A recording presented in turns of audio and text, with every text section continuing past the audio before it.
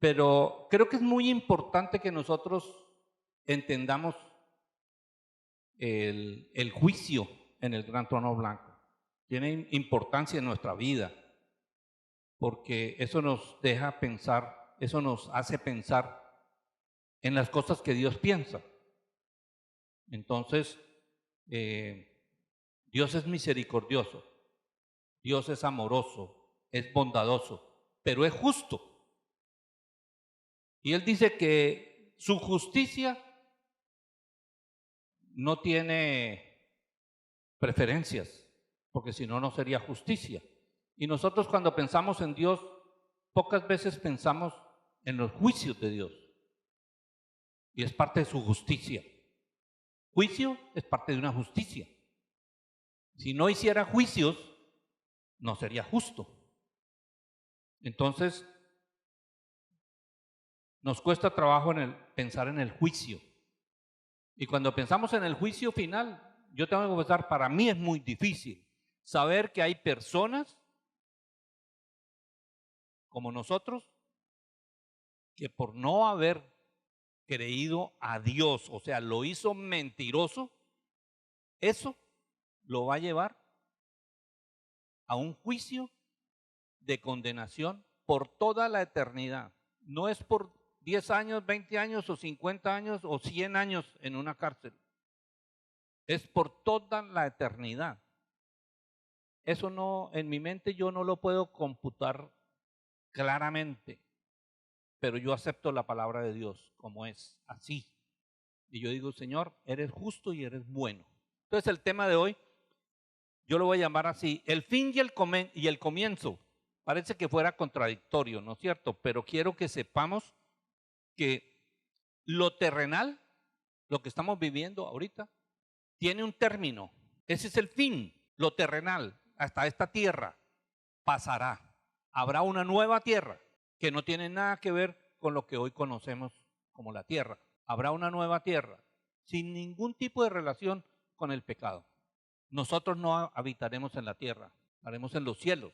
Nuestra patria es celestial, en los lugares celestiales. En la casa de mi Padre hay muchas moradas. Yo voy a preparártelas y vendré por ustedes, los tomaré a mí y los llevaré donde yo estoy. Para los que no son de la iglesia, especialmente los judíos, a ellos el Señor les prometió la herencia de la tierra para siempre. Les va a cumplir, porque también serán parte del reino. Pero bueno, ese es el tema de otro. Entonces lo que quiero decir con esto, el fin de lo terrenal y el comienzo de lo eterno espiritual. Y recuerden que aún nuestro cuerpo, cuando el Señor venga, recibiremos un cuerpo espiritual como el de Él. Y eso no quiere decir que Él no podía comer. Los ángeles cuando se han aparecido, algunos han comido, pero no depende su vida de lo que comen, no dependerá nuestra vida de lo que comemos. Pero si venimos a la tierra, yo creo, la Biblia no encuentro donde lo diga, pero yo creo por lógica que cuando estemos en el milenio tendremos la oportunidad de comer, otra oportunidad de no comer, como el Señor lo hizo cuando estuvo resucitado y se apareció a sus discípulos. Unas veces comió, otras veces no comió. Atravesó las paredes. No siempre atravesó las paredes, pero cuando necesitaba hacerlo, lo hizo. Cuando era conveniente para su propósito hacerlo, lo hizo. Entonces nosotros tendremos esa participación de la vida. El Señor triunfará sobre todo lo limitado, lo pecaminoso. Dios triunfará sobre Satanás y todos aquellos ángeles que lo acompañaron en la rebeldía contra Dios. Ese es el origen del pecado. Él triunfará sobre eso. Y a nosotros el Señor no nos ha dejado en oscuridad para que nos imaginemos las cosas. Él las ha revelado y vamos a pensar en esta noche en el significado de el juicio del gran trono blanco. Después del milenio, o sea, cuando el Señor haya reinado 1000 años aquí en la tierra,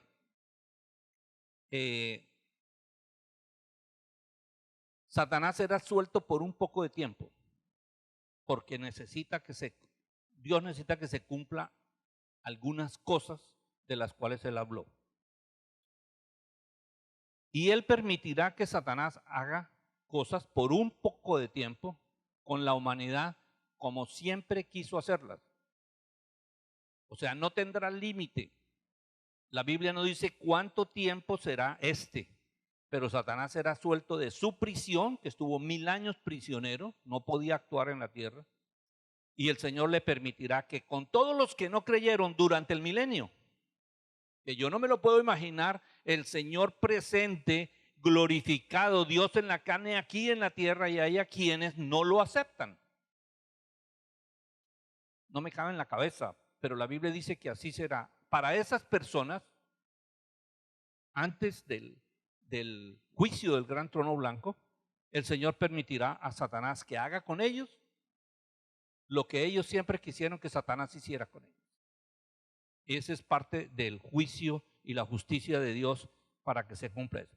Vamos a hacer un resumen con diagramas. Entonces voy a pedirles el favor que pongamos el diagrama número 2 para que podamos, vamos a hacer aquí más bien. El diagrama número 2 es, visualmente vamos a ver algo. Yo voy a usar un material muy usado, el 2, el diagrama 2, porque ya nosotros, ok. En el diagrama 2, aquí está el rapto de la iglesia. La iglesia pasó todo esto, no, déjamelo como estaba, porque es para una visión general, no lo voy a explicar mucho. Pero después del rapto, vendrá las 7 semanas, perdón, la semana, los 7 años, donde aquí en la tierra sucederá una serie de acontecimientos con el anticristo, todas las cosas que se llaman la tribulación.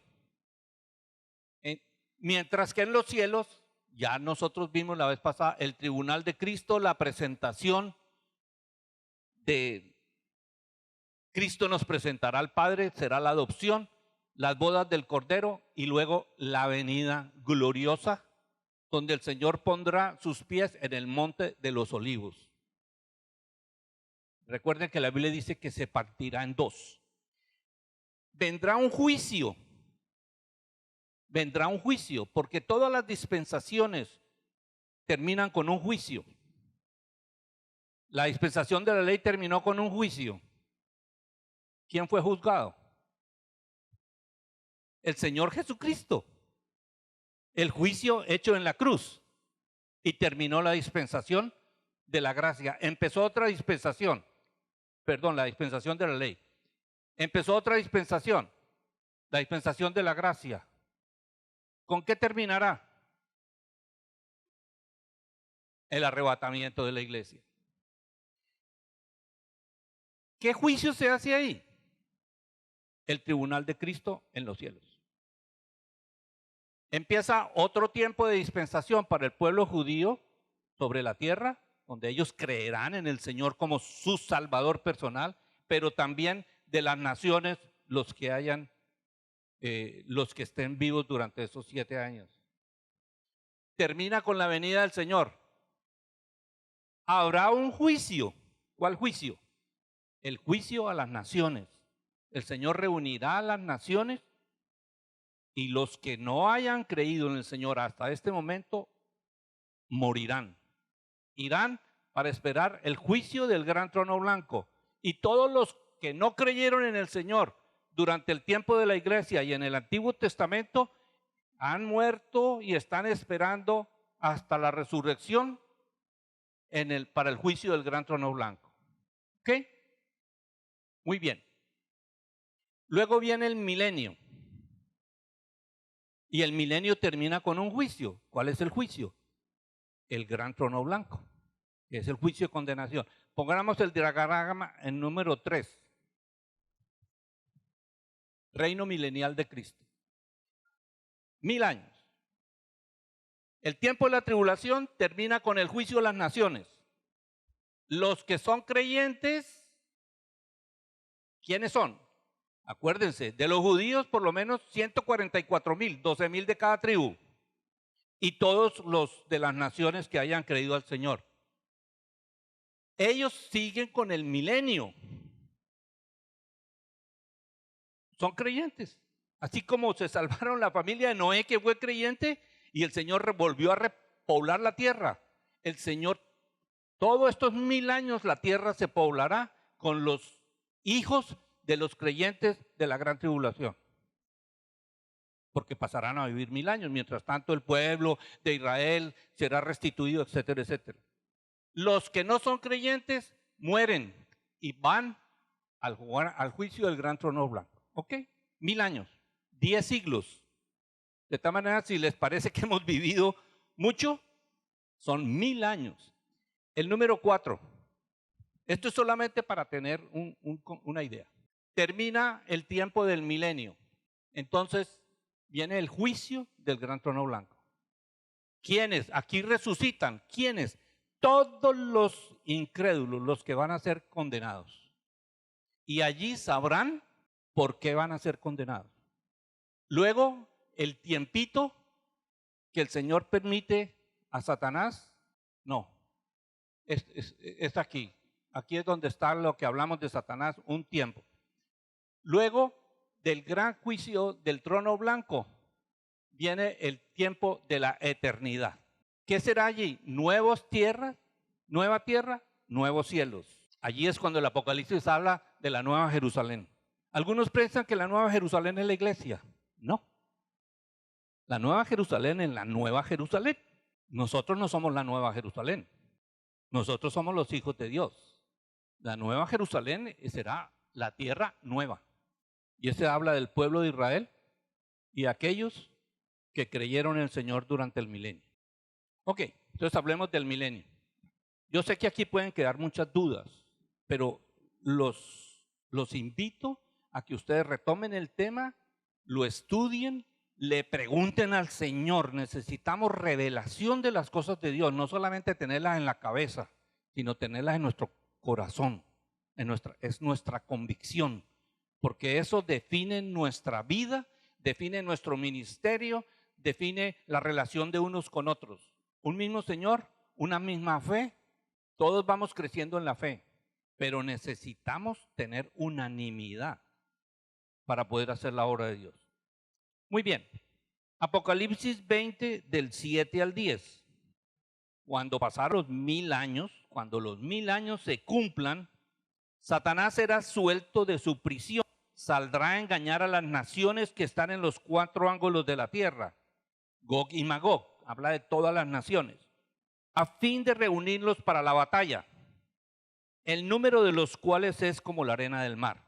Y subieron sobre la anchura de la tierra y rodearon el campamento de los santos y la ciudad amada. Y de Dios descendió fuego del cielo y los consumió. Así es como el Señor salva a su pueblo. Y el diablo que los engañaba fue lanzado al lago de fuego y azufre, donde estaba la bestia, el falso profeta, y serán atormentados día y noche por los siglos de los siglos. Amén. Así será. A pesar de haber gozado del Señor durante todo este tiempo, durante el reino, 1000 años, y no creyeron. A mí eso me hace pensar en mi propio corazón de ser humano. Por la misericordia, por la virtud del Señor, hoy soy creyente. Pero yo podía ser uno de esos. Bueno, yo no sé si estuviera en el milenio, porque ellos tienen la misma masa humana que nosotros tenemos hoy. Y nosotros tenemos que comprender lo que significa el pecado para Dios, no para nosotros, para Dios. Es una ofensa grandísima que no podemos entender sino cuando lleguemos a la eternidad.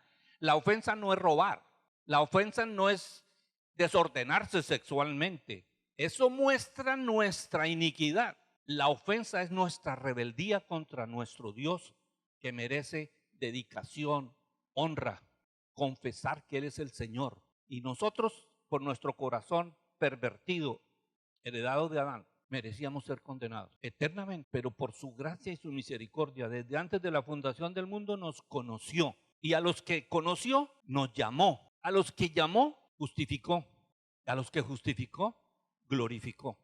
Esa es su obra, la de Él, por su misericordia, para mostrar su amor, su sabiduría su poder, su gloria eternamente. ¿De qué podemos creernos nosotros cuando servimos al Señor que estamos haciendo una gran cosa? Apenas lo justo delante de Dios. Dios merece que nosotros dediquemos exclusivamente nuestra vida para Él. Él merece. Nos tiene en esta tierra para que todo lo que hagamos, leer la Biblia, orar, reunirnos, pasar vacaciones, administrar el dinero, lo que sea, para honrarlo a Él. Nosotros no podemos seguir teniendo nuestra mente dividida.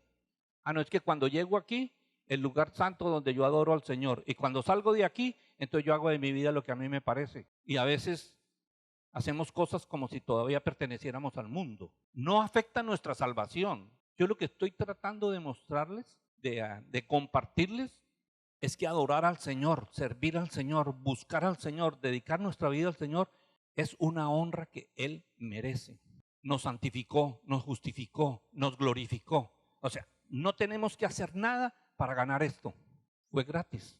Entonces, que nos interese todas las cosas que Él hace. Señor, tú tienes el juicio del gran trono blanco. Hoy lo estamos viendo, reflexionando sobre eso. Terrible me parece. Pero tú eres Dios justo y no dejas de ser amoroso, bondadoso, misericordioso. Pero es necesario que así se manifieste tu justicia.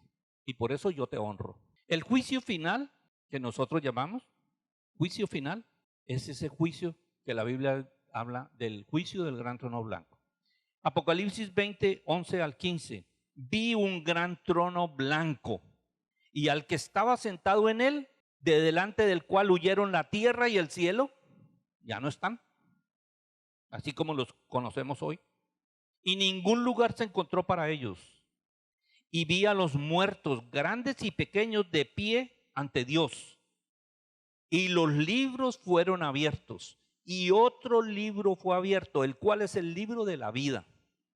Y fueron juzgados los muertos por las cosas que estaban escritas en los libros según sus obras. Y el mar entregó los muertos que había en él. Y la muerte y el Hades es el reino de la muerte, ¿no? El Hades entregaron los muertos que habían en ellos y fueron juzgados cada uno según sus obras. Y la muerte y el Hades fueron lanzados al lago de fuego. Esta es la muerte segunda. Y el que no se halló inscrito en el libro de la vida fue lanzado al lago de fuego. Primera cosa que voy a decir. Muchos cristianos piensan que que el Señor va a decir, sí, tú estás en el libro de la vida. Sí estamos en el libro de la vida, no hay duda. Pero no nos tenemos que esperar al juicio del gran trono blanco para saberlo. Porque ese juicio no nos corresponde. ¿Cuándo supimos que estamos inscritos en el libro de la vida? Cuando entregamos nuestra vida al Señor y Él nos dio vida eterna. En ese momento, nuestros nombres están en el libro de la vida. Pero no necesitamos que Dios lo abra para que nosotros sepamos que tenemos vida eterna. Porque el Señor dijo, todo el que cree en mi Hijo Jesucristo, que Él fue enviado en carne para morir por tus pecados, y tú aceptas ese testimonio que yo te doy, tienes la vida eterna. Ya está. Pero ellos, los que están condenados, sí necesitan saber que sus nombres nunca estuvieron en el libro de la vida. Más otros libros que se abrirán. Hay otros libros, por ejemplo, los libros de la vida. Todo lo que hacemos, bueno o malo, está escrito. ¿Cuándo vamos nosotros a enfrentarnos a ese libro? Lo vimos la vez pasada, en el tribunal de Cristo. ¿Por qué? Porque nuestras obras hechas en este cuerpo mientras estamos aquí en la tierra van a ser juzgadas. Si lo hicimos porque fuimos guiados por el Espíritu Santo, yo les puse un ejemplo. Si mi predicación es una predicación hecha en el Espíritu del Señor, para lo cual el Señor nos manda enseñar y nos establece como ministros para enseñar a sus santos, ¿Será oro? ¿Piedras preciosas? ¿Plata? El mismo servicio puede tener diferentes aspectos, pero todo son preciosos. Esas piedras preciosas se purifican con el fuego y serán pasadas por el fuego. Si son obras del Espíritu Santo, lo que hayan tenido de mezcla, porque tenemos una mezcla del Espíritu de Dios y de cosas carnales. Lo carnal será, esa es una descripción, se purificará y quedará solamente lo del Espíritu. Pero si nuestras obras fueron solamente carne, así se ha hecho la predicación de la palabra de Dios. Pero yo tenía el interés de ser el pastor más famoso, el mejor maestro, el que todo el mundo dijera, ¿cómo sabes, hermano? Qué maravilla, oiga, me gustaría ser como él, saber tanto de las cosas de la Biblia. Dice la Biblia que eso es madera, bueno, hojarasca, obras carnales, porque mi interés fue nada que tiene que ver con el reino, mi ego. Dice que como por el fuego, cuando se ponen esas cosas al fuego, ¿qué pasa? No queda nada. Entonces en el tribunal de Cristo dirá, no, espero Señor que yo no tenga que pasar por ahí, pero ya lo puse de ejemplo.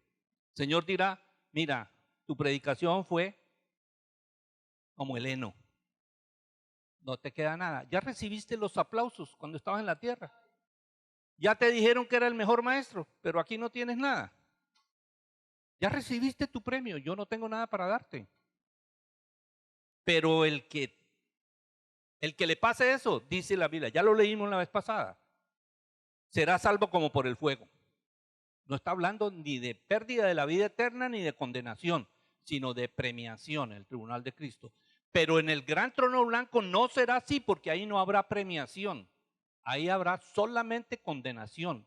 Los condenados que han muerto de toda la historia de la humanidad resucitan para saber por qué son condenados. ¿Qué les mostrará el Señor? Sus obras.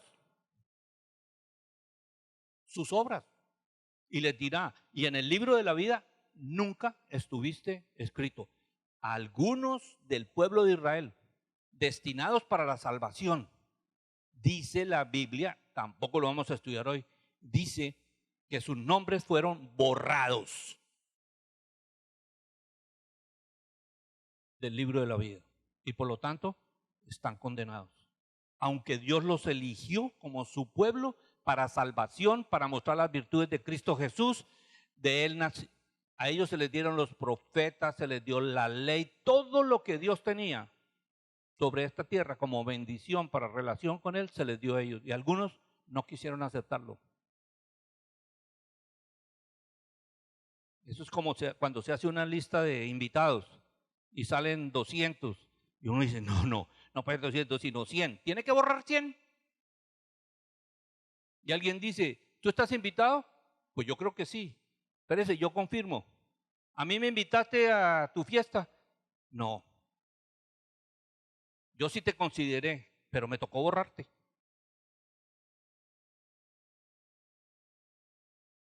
Para el tribunal del trono blanco. Porque habrá muchos, yo me puse como ejemplo, Señor, pero yo quiero estar en el otro lado. Pero eso suena, Señor, pero yo prediqué tu palabra. Yo enseñé a tus ovejas. Yo di testimonio de todas las cosas poderosas que tú hacías en el Antiguo y en el Nuevo Testamento y todo lo que harías en el milenio. Dice, hacedor de maldad, yo no te conozco. Esas obras que tú hiciste no fueron bajo la vida que yo te podía dar, lo hiciste porque tú quisiste tener fama, dinero, usaste mi nombre, no sé. En ese trono, en ese juicio, sabrá por qué. Pero Dios no le ha dado la vida eterna. Hay muchos que creen, hermanos, No todo el que habla del Señor es del Señor.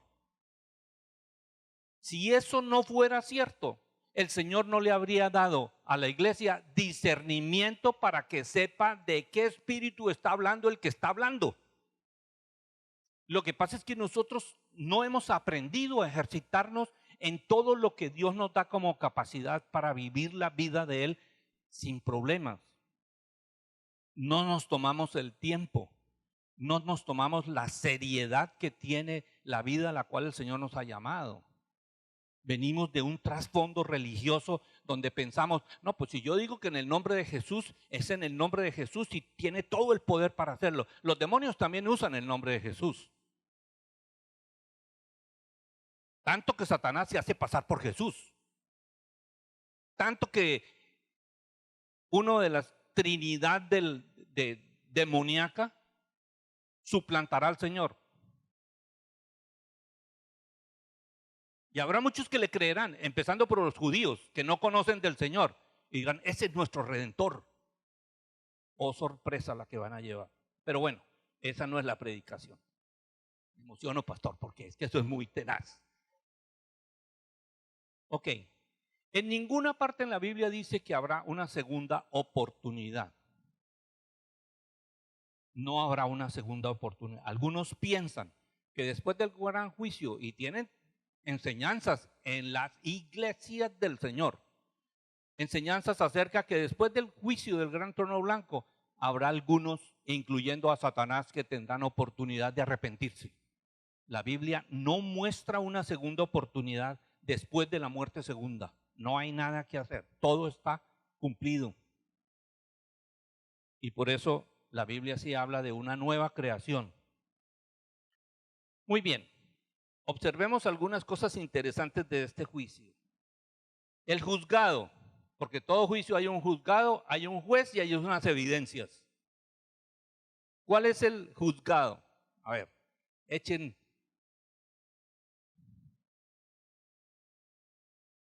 El gran trono blanco, ese es el lugar. Ese es el juzgado, todos tienen que comparecer allá. Apocalipsis 20:11, y vi un gran trono blanco y al que estaba sentado en él, de delante del cual huyeron la tierra y el cielo, y ningún lugar se encontró para la tierra y el cielo. Ese es el lugar del juicio, el gran trono blanco. ¿De qué habla el trono blanco? Habla de soberanía y majestad. Un trono habla de eso, soberanía y majestad. Blanco habla de santidad y pureza. Señor, gracias que tú nos has hecho santos porque nos diste el Espíritu Santo. Y puros porque tú nos purificaste. Tu iglesia, que somos los que nos has redimido en este tiempo, es tu novia pura, santa, sin mancha ni arruga semejante. Algunos piensan que hay que esperar a la eternidad para saber que ya estamos purificados. El Señor no nos purifica. El Señor no nos purifica. Ya nos purificó y nos hizo santos y nos dio una posición de hijos de Dios con la misma santidad que Él tiene. Esa es nuestra santidad posicional. ¿Qué hace el Señor con nosotros en este tiempo? Nos enseña a vivir con la dignidad de hijos de Dios. Así como el Señor Jesús, siendo hijo unigénito de Dios, se hizo carne y no consideró su forma de Dios como algo a que aferrarse, sino se despojó a sí mismo y estando en la condición de hombre, se humilló. Dios no se puede humillar, hermanos. No podemos seguir creyendo que Dios en Cristo se humilló. Jesucristo se humilló como hombre perfecto que era, delante de su Padre, Dios. Y estando en su condición humillado, se entregó a la muerte, el dador de vida, el creador de todas las cosas. Como hombre, se entregó a la muerte. ¿Para qué? Para santificarnos, para darnos la vida eterna y para participarnos de su gloria y la misma gloria que Él tiene con el Padre y con el Espíritu Santo. Y eso es gratis. Por eso se llama la dispensación de la gracia. La Biblia dice, ¿por qué hace eso? Para manifestar en las generaciones venideras su multiforme sabiduría, poder y gloria. Para decirle a todos los que están condenados y también a los demonios que se rebelaron contra él, decirles, soy misericordioso, bondadoso, amante, pero justo. Tengo mi familia conforme mi hijo primogénito, pero pagué el precio para tenerlos. Entregué a mi propio hijo para que los pudiera redimir. Nuestra salvación, nuestra santidad, el perdón que Dios nos ha dado, no es como cuando nosotros perdonamos a nuestros hijos. Bueno, hijo, esta vez te lo perdono, pero cuidadito con la próxima vez. No. Las cosas de Dios son para siempre. Para siempre. 3 cosas del juicio final. Será imparcial, será proporcional y será final. No hay más juicios después de eso. Será imparcial. ¿Por qué? Ustedes recuerdan cuando hicimos el estudio Romanos. Al que viva por su conciencia, lo juzga por su conciencia. Al que quiera vivir por la ley, lo juzga por la ley. Pero ni la conciencia ni la ley justifican. Y muchos tomaron la decisión de no creerle que en Cristo Jesús iban a ser redimidos, sino prefirieron su propia forma. Y ahí recibirán el pago. Por eso será imparcial. Tú lo decidiste, ¿cómo querías que te juzgara? Yo era tu salvador, ahora soy tu juez. Yo te mostré mi misericordia, mi amor, para perdonarte y para darte vida eterna. Tú preferiste tus obras, hacerlo como tú quieres, pues. Ahora yo te juzgo. Y yo te dije que todo lo que no fuera por gracia traería la muerte. Ahora yo te juzgo y recibirás la muerte eterna. Eso es imparcial, proporcional, porque a cada uno lo juzgará de acuerdo con lo que decidió. No fue impuesto. Nosotros no le podemos imponer el evangelio de Dios a nadie. Tiene que tener su convicción y solamente Dios sabe eso. Y será final porque no habrá más oportunidades. ¿Quién será el juez? ¿Quién? Jesucristo. Aunque ninguna escritura en Apocalipsis dice que es Jesucristo, mire, tengamos en cuenta esto. Apocalipsis 20:11 dice esto: y al que estaba sentado en el trono, de delante del cual huyeron la tierra y el cielo. Ese que estaba sentado, ahí no podemos saber que era Jesucristo. Pero si nosotros consideramos Hechos 10:42, dice, y nos mandó que predicáramos al pueblo y testificáramos que Él, Jesucristo, es el que Dios ha puesto por juez de vivos y muertos. Hechos 17:31 dice, por cuanto ha establecido un día en el cual juzgará al mundo con justicia, por aquel varón a quien designó, dando fe a todos con haberle levantado de entre los muertos. Jesucristo. Segunda de Timoteo 4:1. Te encarezco delante de Dios y del Señor Jesucristo, que juzgará a los vivos y a los muertos en su manifestación y en su reino. Y Juan 5:22 dice, porque el Padre a nadie juzga, sino que todo el juicio dio al Hijo. Es el Salvador, pero un día será el juez.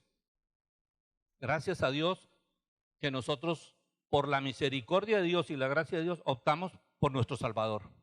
Ya no lo tendremos como juez. ¿Perdón? Sí.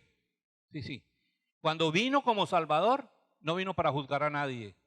Pero cuando venga en el reino, viene como juez. Ese ya es otra cosa. Ok. ¿Quiénes son los acusados? Bueno, ya dijimos que los pecadores vivos y muertos, los que hayan pasado del milenio y los que han muerto antes, que resucitarán también para recibir su juicio. Apocalipsis 20:12, leímos, y vi a los muertos grandes y pequeños de pie ante Dios. Grandes y pequeños. O sea, nadie puede escapar del juicio de Dios. Nadie. No importan ni sus títulos, no importan sus riquezas, no importa su fama, no importa nada. Serán juzgados como simples pecadores, seres humanos que no aceptaron el testimonio de Dios. ¿Y cuáles son las evidencias? También ya lo dijimos. Lo que está escrito en los libros. Lo que está escrito. Y lo que no está escrito. En el libro de la vida no está escrito su nombre. En el libro de las obras está escrito lo que hicieron. Apocalipsis 20:12 ya leímos, ¿no es cierto? Y los libros fueron abiertos. Y otro libro fue abierto, el libro de la vida. Como estos habrán rechazado la obra de Cristo como la única base de la salvación, Dios tendrá que juzgarles sobre la base de sus obras propias, las que hicieron. Y sabemos que nadie se salva por sus propias obras. Por gracia sois salvos por medio de la fe, y esto no de vosotros, pues es don de Dios. No por obras, para que nadie se pueda gloriar. Si algunos quieren saber sobre esto, sobre el juicio y los pensamientos, las palabras y las obras, en Romanos, en Mateo, habla de este tema. La sentencia, ya vimos el juzgado, el juez, los acusados, la evidencia, los libros, lo que está escrito en los libros, la sentencia, eterno castigo en el lago de fuego. Apocalipsis 20:13-15. El mar entregó los muertos que había en él, y la muerte y el Hades, el reino de la muerte, entregaron los muertos que había en ellos, y fueron juzgados cada uno según sus obras. Y la muerte y el Hades fueron lanzados al lago de fuego. Esta es la segunda muerte.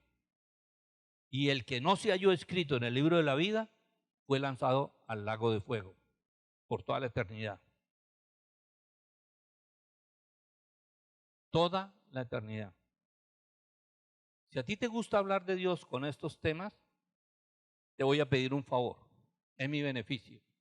Yo he preguntado al Señor, Señor, ¿y estos que van a estar eternamente condenados? Y Satanás y todos sus ángeles que lo acompañaron en la rebeldía contra ti. Cuando tú hagas nuevos cielos y nueva tierra, ¿en dónde van a estar? Porque donde los pongas va a haber contaminación. Nunca he podido contestarme esa pregunta. Dios es soberano, no tiene por qué decirnos todo. Pero cuando tú estudias lo que Dios hace, hay cosas que no están reveladas. Y yo no sé si tú tienes la misma inquietud que yo, pero yo, el pastor, y la compartimos. Señor, muéstranos, ¿cómo es esto? Por lo menos tenemos derecho de preguntarle a nuestro Dios. Él no tiene obligación de contestarnos.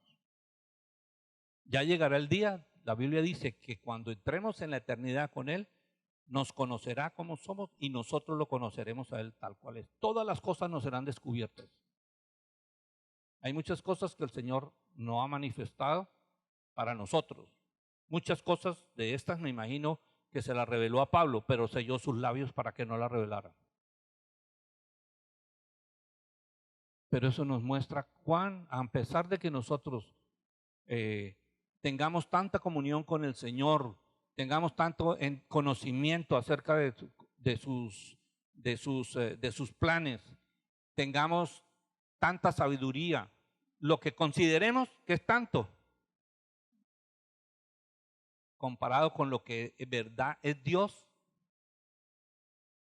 suficiente para amarlo y para saber acerca de lo que hará. Y no somos ignorantes de lo que hará, pero no tenemos las respuestas de todo. y no las tendremos aquí sobre la tierra. Y yo creo que es sabiduría divina, porque si nosotros tuviéramos, digo, por nuestra condición humana, cuando nosotros alcanzamos todo lo que queremos, ya después ya no nos interesa. Le perdemos el interés. Mientras tú no puedes comprar el carro que quieres, Señor, yo te pido, Señor, Señor, yo ahorro, Señor, dame sabiduría, Señor, yo hago. Compras el carro, pasa un año, Señor, vi otro carro muy bonito. Y esa es una cosa que opera en nuestra mente en distintos niveles, porque así es el cerebro humano, el carnal. Y con Dios muchas veces lo ponemos, porque hablamos de Cristo, porque hablamos de la Biblia, pero con nuestro cerebro carnal. Y estamos teniendo exactamente la misma actitud que podemos tener con un carro, con algo. Ahora es como muy espiritual porque es de Cristo y es la Biblia, pero la actitud es carnal. Hermano, no sirve para nada en el reino de Dios, solamente lo que se ha hecho. Hay un tercer punto que creo que con esto podemos concluir. Bueno, el cuarto también es, pero es muy cortico. Y es acerca de los juicios de Dios para que podamos tener, como en el Nuevo Testamento, para que podamos tener claridad y no seamos confundidos. Hay varios juicios. Cuando nosotros estudiamos el Nuevo Testamento, vamos a descubrir que en el Nuevo Testamento por lo menos hay 7 juicios que Dios hace, de los cuales nosotros debemos estar conscientes, porque unos nos corresponden, otros no. Por ejemplo, primer juicio, el juicio de pecado en el Calvario, nos corresponde. Estuvimos en ese juicio y Dios nos declaró perdonados, inocentes. La declaración fue inocentes. ¿Por qué? Porque otro pagó nuestra deuda. Y en ningún juicio se puede cobrar 2 veces la deuda que tienen delante de la justicia. Si ustedes recuerdan, no sé cuánto leen de la historia, en las guerras, cuando soldados son destinados a un juicio y a un juicio que los conduce a la muerte, muchas madres de esos soldados piden y claman entregar su vida con tal de que dejen a sus hijos libres. ¿Han leído o no? Yo he leído biografías de lo que ha pasado. ¿Por qué? Normalmente las madres están dispuestas a entregar la vida por sus hijos. Y en estas biografías que yo he leído, siempre hablan de la misma razón. Es un joven que está empezando a vivir. Muchachos de 18 o 20 años, soldados, unos en juicios de traición a la patria, otros como ¿cómo se llama? Cautivos de la guerra. ¿Cómo se llama eso? Prisioneros de guerra y los condenan a muerte. Y muchas madres claman porque dejen libre a su hijo. Yo ya viví la vida, yo prefiero morir. En el Calvario, por algo muchísimo más grande que no podemos entender, el Señor Jesús, desde antes de la fundación del mundo, se entregó por cada uno de nosotros, a fin de que nosotros tuviéramos vida eterna. Segunda de Corintios 5:21, juicio de pecado en el Calvario. Al que no conoció pecado, por nosotros lo hizo pecado, para que nosotros fuésemos hechos justicia de Dios en Cristo. Segundo juicio, el juicio del cristiano en la Santa Cena. Por amor al Señor, cuando tú participes de la Santa Cena como hijo de Dios, hazte el juicio, porque la Santa Cena es un juicio delante de Dios. La única oportunidad que los cristianos tenemos para decir, Padre, hablo contigo acerca de mi conducta como hijo. No voy a pensar en el pecado, no voy a pensar en la condenación. La Santa Cena no tiene nada que ver con eso. La Santa Cena es el momento donde yo hago memoria de la muerte del Señor Jesucristo, donde yo recibí la vida eterna y recibí la adopción como hijo de Dios para vivir eternamente como familia de Dios. La Biblia dice, andad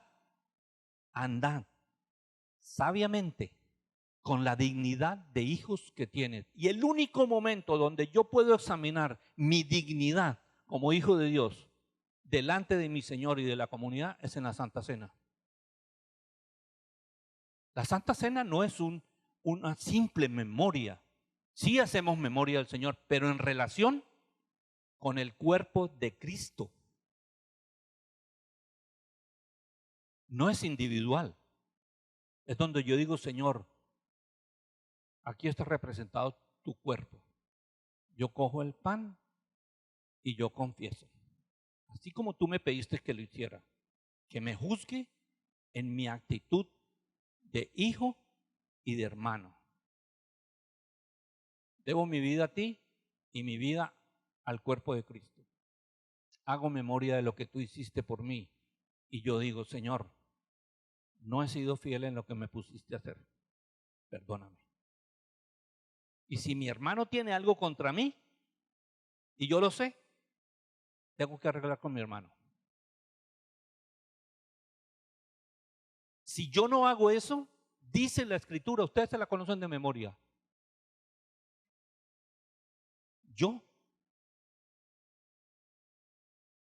Lo primerito que dice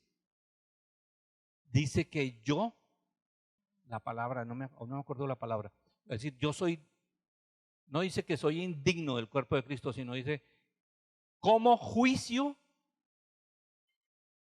indignamente la cena del Señor, juicio come para sí. ¿Cuál es el juicio?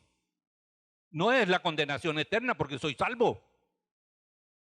Que como yo no me examino, entonces dice, el Señor me examina y encontrándome pecador en lo que yo no he vivido como hijo, me castiga, me disciplina. Por lo cual hay muchos débiles entre ustedes, algunos enfermos y otros ya han muerto. Ese ha sido el juicio de Dios sobre nosotros. Por amor a Dios. Únicamente por amor a Dios. Cuando celebramos la Santa Cena, y por eso el Señor dice, cada vez que se reúnan, hagan memoria de mí. Lo único que nos sostiene fuertes contra la carne que tenemos es la Santa Cena. No son las oraciones, no es la lectura de la Biblia, es la Santa Cena. Por eso lo estableció el Señor. Yo no comparto la idea, como algunas personas me prendan, lo creen tan santísimo que si se cae un pedazo de pan al piso, hay que purificar el piso. No, ese no es el cuerpo de Cristo. Es un elemento que apartamos para hacer memoria de lo que Cristo hizo. Sí, lo hemos santificado, es decir, lo hemos bendecido y lo hemos preparado para ese momento cuando hacemos juicio como parte de la comunidad, de la iglesia. Y ese juicio el Señor nos da el privilegio de hacerlo nosotros mismos. Pero si no nos lo hacemos, Él no lo hace. No es para tenerle miedo, pero que nosotros sepamos cómo es la vida con el Señor. No está juzgando nuestra santidad, está juzgando nuestra dignidad que hemos recibido de Él. Te lo voy a poner de una manera te lo voy a comparar de una manera que no es muy exacta, pero más o menos para tener una figura. Si yo soy hijo del rey, un rey terrenal, tengo una dignidad y me dicen noble. Esperan que mi conducta no haga ciertas cosas. No, esperan que yo no me encuentren en una taberna tomando trago, porque afrento la corona, la dignidad de lo que yo represento. Claro que hoy no se cumple, pero solamente para ponerles un ejemplo. La dignidad que nos dio el Señor de hijos de Dios, que ni siquiera los ángeles que son santos y nunca han pecado pueden entender cómo Dios nos dio esa dignidad, siendo pecadores, pero redimidos por el Señor. Pero alaban y adoran al Señor por esa obra que hizo. Y nosotros a veces por falta de entendimiento la tenemos como cualquier cosa. Yo a veces, ustedes saben, cuando yo ministro la cena, yo miro persona por persona. Ahora no se van a sentir juzgados, ¿cierto? No la miro con ojos de condenar, pero yo digo, Señor, tenemos que ser más instruidos sobre la Santa Cena. Algunos aprovechan el momento de la Santa Cena para saludarse. Tal vez, no sé, están contando algo gracioso porque los veo que se ríen. Y yo a veces pienso, no es que nada sea, pues tenemos que estar así. Pero en un momento tan solemne donde los ángeles nos deben estar mirando y diciendo, los hijos de Dios examinando la dignidad que no entiendo cómo Dios se la dio. Y nosotros a veces por falta de entender lo que significa eso, lo tomamos tan livianamente, así como tomamos tan livianamente el pecado. Dios es misericordioso, justo y bueno, y Él sabe cómo soy yo y me perdona. Es muy liviano eso, porque es la verdad, pero no es así como que dice, como Dios me perdonó, yo hago lo que me da la gana. El momento de la cena es donde yo examino lo que hice porque me dio la gana. Ese es el momento en el cual yo puedo librarme del juicio del Señor, que es para no ser condenado con el mundo, porque tengo actitudes del mundo. Pero el Señor proveyó la manera de mantenernos puros. Ese es el momento. Bueno, no es una predicación sobre la Santa Cena. Tercer juicio, el juicio del tribunal del Cristo, de cual ya hablamos. Romanos 14:10. Pero tú, ¿por qué juzgas a tu hermano? O tú también, ¿por qué menosprecias a tu hermano? Porque todos compareceremos ante el tribunal de Cristo. En la iglesia no hay un hermano menor que otro. Hay un hermano recién convertido. Simplemente es una persona inexperta en la vida cristiana. Se le va a notar más de lo del mundo que lo espiritual. No ha tenido tiempo para crecer. No lo podemos menospreciar. No lo podemos tomar como disculpa. Ah, no, pero pues usted también es creyente y mire lo que hace. Para él Dios no se lo cuenta como pecado. Pero si yo lo hago, a mí sí me lo cuenta como pecado. Y estamos haciendo lo mismo. Lo que pasa es que la motivación es diferente. Él lo ignora y yo la hago a plena conciencia, quebrantando la vida que Dios me ha dado. Entonces me hace responsable de eso. El juicio de Israel, cuarto juicio, Mateo 19:28. Jesús les dijo, de cierto os digo que en la regeneración, cuando el Hijo del Hombre se siente en el trono de su gloria, vosotros que me habéis seguido también os sentaréis sobre 12 tronos para juzgar a las 12 tribus de Israel. El juicio sobre Israel. El Señor y sus 12 discípulos, incluyendo a Matías, que reemplazó a Judas. Cada uno sentado en su trono. ¿Juzgando qué? Las 12 tribus de Israel. Quinto juicio de los 7. El juicio de las naciones. Ya hablamos de eso hoy. Mateo 25, 31 y 32. Cuando el Hijo del Hombre venga en su gloria, acá a la tierra, todo ojo lo verá, y todos los santos ángeles con él, entonces se sentará en su trono de gloria. ¿Cuál será este trono? El trono de David, en el templo. Ese será su trono de su gloria. Y serán reunidas delante de él todas las naciones, y apartará los unos de los otros como el pastor aparta las ovejas de los cabritos. Las ovejas a su derecha y los cabritos a su izquierda. Mateo 25, 31 al 32. Yo pregunto, ¿tú eres cabrito o oveja?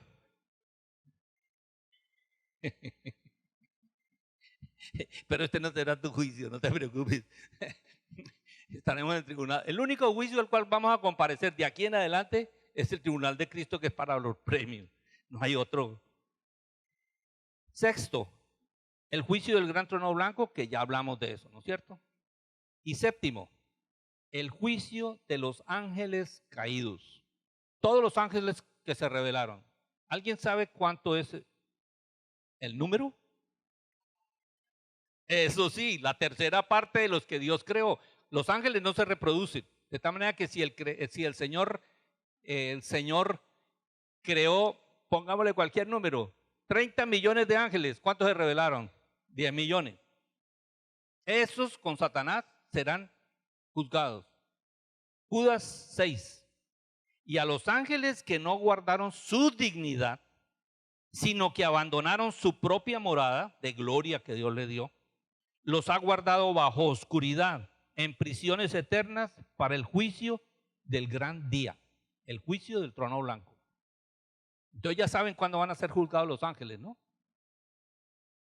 En este tiempo, tiempo de juicio final, no habrá más juicios después de eso.